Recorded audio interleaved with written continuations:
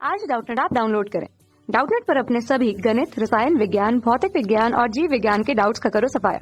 बस प्रश्न की फोटो खींचो, एक ही प्रश्न को क्रॉप करो और तुरंत वीडियो सोल्यूशन पाओ। अभी डाउनलोड करें। नमस्कार, अपना प्रश्न है कि जीटा विद्युत वाहक बल आर आंतरिक प्रतिरोध की डीसी बैटरी से जुड़ा एलसीआर परिपथ प्रदर्शित है। लंबे समय पश्चात प्रारंभ में संधारित्र अनावेशित है। पहला विकल्प दिया है कि प्रेरक कुंडली से प्रवाहित धारा जीटा बटा ईटार होगा। दूसरा विकल्प है संधारित्र में संग्रहित आवेश सी जीटा बटा 4 है। तीसरा है संधारित्र में संग्रहित आवेश सी जीटा बटा 2 है। और चौथा है बैटरी के टर्मिनल के सिरों पर विभवांतर जीटा बटा 4 है। तो आइए देखते हैं, प्रश्न को समझते हैं। तो क्या है, लंबे समय पश्चात जब संधारित्र क्या हो, अनावेशित हो, तो लंबे समय पश्चात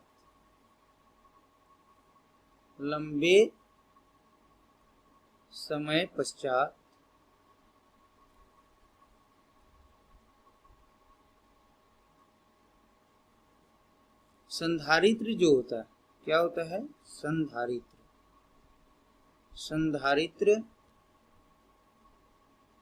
कैसा व्यवहार करता है, खुला परिपथ।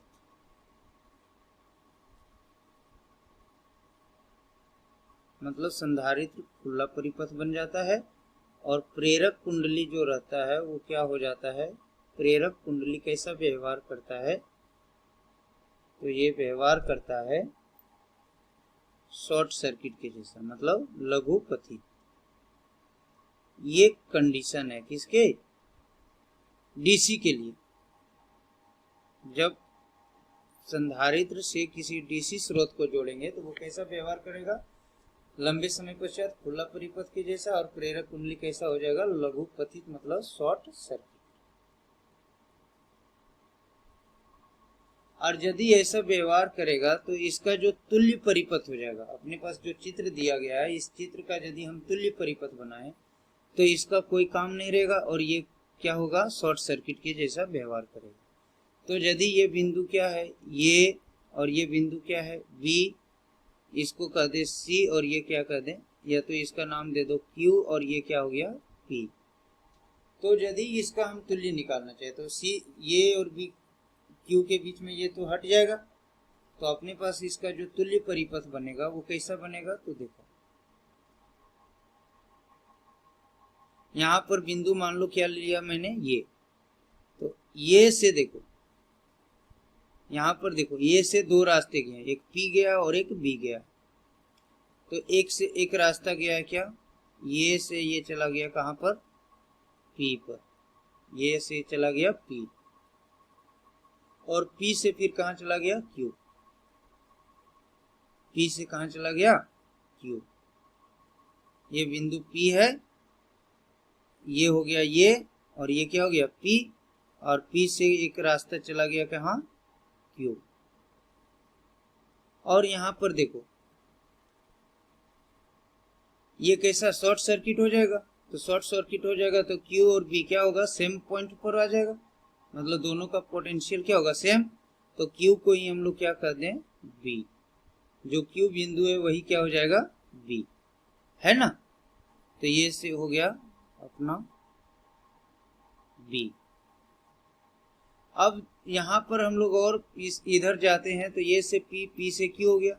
अब दूसरा देखो, पी से बी एक और रास्ता गया, पी से बी एक और इस तरह से गया हुआ है। उसके बाद यहां पर हम लोग देख रहे हैं कि ये से बी डायरेक्ट कहां पर गया हुआ है, 2R, एक और रास्ता गया हुआ है। तो ये से बी तक एक और रास्ता इस तरह से गया हुआ है, ये 2R, और ये दोनों के बीच में क्या जोड़ दिया गया है, एक सेल को जोड़ दिया गया जीटा। और इस सेल का जो आंतरिक प्रतिरोध है वो कितना है, 2R दिया हुआ है। अब यहाँ प्रत्येक का मान रखो, तो प्रत्येक का मान रखेंगे तो देखो, ये से P के बीच R और P से Q के बीच 2R, ये हो जाएगा R, ये कितना है, 2R, ये भी 2R और ये भी 2R। अब हम यदि यहाँ से जीटा करंट, इससे जो विद्युत धारा प्रवाहित हो रहा है कितना हो रहा है, आई हो रहा है, तो ये आई बराबर ज्ञात करने के लिए हमें क्या चाहिए, इसका तुल्य प्रतिरोध चाहिए इस परिपथ का। तो तुल्य प्रतिरोध में देखो यहाँ से 2R और 2R क्या है, समांतर में है, तो 2R और 2R R हो जाएगा। ये दोनों क्या है, समांतर में, और उसके साथ ये श्रेणी क्रम में। तो यहाँ से यदि हम R इक्विवेलेंट लिखेंगे तो R इक्विवेलेंट बराबर देखो क्या हो जाएगा, तो यहाँ से इसका 2R और 2R कितना हो गया, R, तो R प्लस R 2R, और 2R और 2R कितना हो जाएगा, R। तो ये R इक्विवेलेंट बराबर कितना हो जाएगा, R। ये दोनों समांतर में 2R आधा हो जाएगा R, ये श्रेणी क्रम में, तो R और R 2R, और फिर से 2R और 2R समांतर में, तो R इक्विवेलेंट कितना आ गया, R। इस परिपथ का जो तुल्य प्रतिरोध होगा वो कितना हो जाएगा, R हो जाएगा। अब हम यदि I लिखेंगे तो I बराबर क्या हो जाएगा, विद्युत धारा है, तो I बराबर सूत्र लगा देंगे, तो I बराबर हो जाएगा जीटा बटा R इक्विवेलेंट, और आंतरिक प्रतिरोध कितना है, R है, तो ये हो जाएगा। तो यहाँ से I बराबर हो जाएगा जीटा बटा 2R। मतलब सेल से कुल कितनी धारा जा रही है, जीटा बटा 2R, जीटा बटा कितना 2R, ये सेल से धारा हो गया। अब अपना प्रश्न क्या कह रहा है, ध्यान दो, यहाँ पर अब विकल्प में चलते हैं।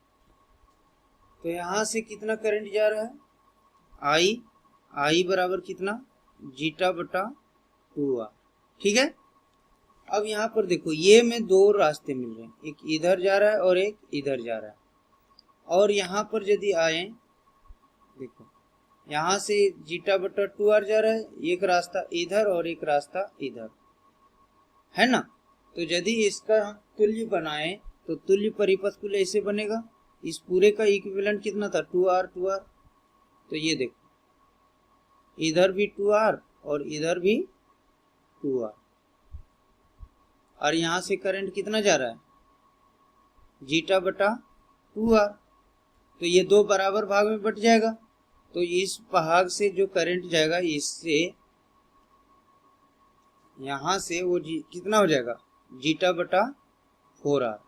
इस भाग से करंट कितना जाएगा, जीटा बटा 4R, इसका आधा, और इस भाग से करंट कितना जाएगा, जीटा बटा 4R। आधा चला जाएगा इधर और आधा ऊपर से। अब यहाँ से देखो यहाँ पर कितना करंट आ गया, जीटा बटा 4R, ये जा रहा है। अब ये जीटा बटा 4R जो है वो कितने भाग में बटेगा, तो जीटा बटा 4R फिर से यहाँ पर कितने भाग में बट रहा है, इससे करंट जा, अब यहाँ पर दो भाग में बट जाएगा, एक ये और एक ये। तो जीटा बटा 4R का आधा कितना होगा, इससे हो जाएगा जीटा बटा 8R, प्रतिरोध समान है, और जीटा बटा 8R इससे चला जाएगा, है ना। तो यदि जीटा बटा 8R जाएगा तो अब यहाँ पर देखो P से B के बीच में इस रास्ते से जा रहा है करंट, तो P से B में इस रास्ते से कितना करंट जा रहा है, जीटा बटा 8R, ये धारा है।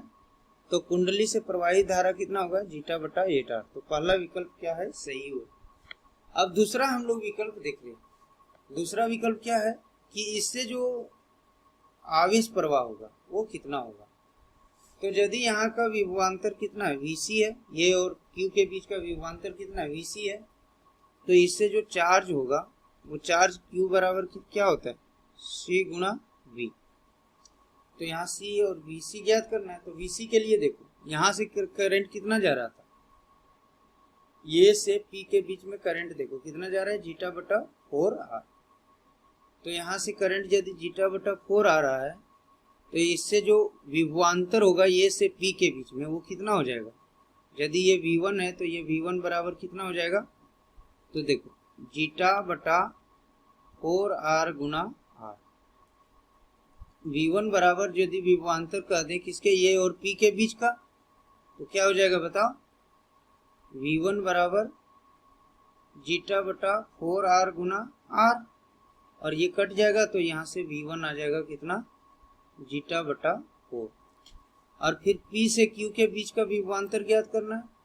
तो P से Q के बीच कितना करंट जा रहा है, देखो जीटा बटा 8R। तो जीटा बटा 8R, तो यहाँ से विभवांतर यदि हम V2 बोल दें तो V2 बराबर कितना हो जाएगा, V2 बराबर होगा जीटा बटा 8R गुना 2R। तो 2R से ये R चला जाएगा, फिर से यहाँ V2 बराबर कितना हो जाएगा, जीटा बटा 4। तो टोटल यदि V ये क्यूब लिखें, क्या लिखें, V ये क्यूब, यही किसके बराबर होगा, VC के बराबर होगा। तो कितना हो जाएगा, VC बराबर जीटा बटा 4 मतलब V1 प्लस V2। तो यहाँ से क्या हो जाएगा, देखो V ये क्यू जो हो जाएगा मतलब VC बराबर हो जाएगा जीटा बटा 4 बटा जीटा बटा 2। अब हमें निकालना क्या है, Q। तो Q बराबर सूत्र क्या है, C इंटू VC। तो Q बराबर होगा C और VC कितना हो गया, जीटा बटा 2। तो आवेश जो होगा वो कितना होगा, जीटा बटा 2 हो जाएगा। तो अपना C विकल्प भी क्या होगा, सही होगा। तो ये इस प्रश्न के दो उत्तर हो जाएंगे, ये और C। धन्यवाद। कक्षा 6वीं से 12वीं से लेकर नीट, IIT, JEE वो एडवांस के लेवल तक 1 करोड़ से ज्यादा छात्रों का भरोसा। आज ही डाउनलोड करें डाउटनेट ऐप या व्हाट्सएप करें अपने सारे डाउट्स 8400 400 400 पर।